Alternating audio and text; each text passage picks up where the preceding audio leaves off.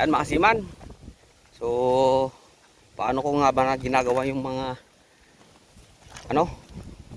yung mga pang-trap ko sa mga isda, mga iba't ibang isda. Ayan, so gamit ng mga bato. Saka mas maganda pag may mga kahoy-kahoy.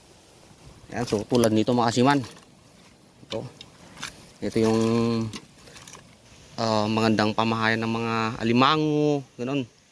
So, ayan, so kukuha tayo dito mga kasiman. Ayan, so ito, kailangan to.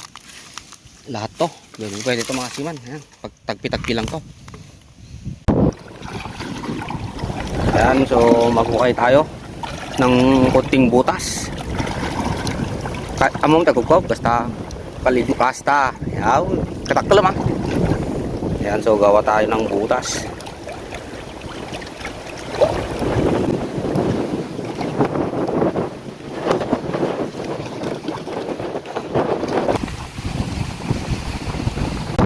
Ayan, so ilagay natin yung mga sanga-sanga.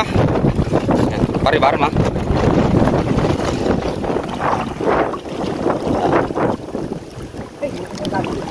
Ayan, so ilagay na yung mga sanga-sanga. Ayan,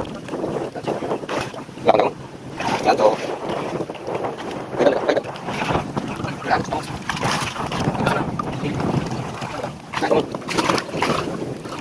ayan, so utan na ito.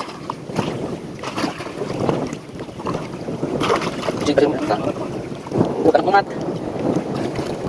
Cuti. Bukan. Lakad po. Zero. Yan, tapos lagay na tong mati ah. Para bumukod pa nga. Kasal na. Kasal. Yan, sa lagay na natin itong mga maliliit na sanga. Yan, ganun kasimple, makasiman.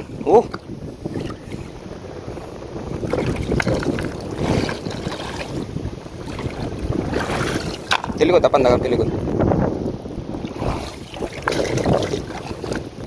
Yan, so ganun mga kasimple, makasiman.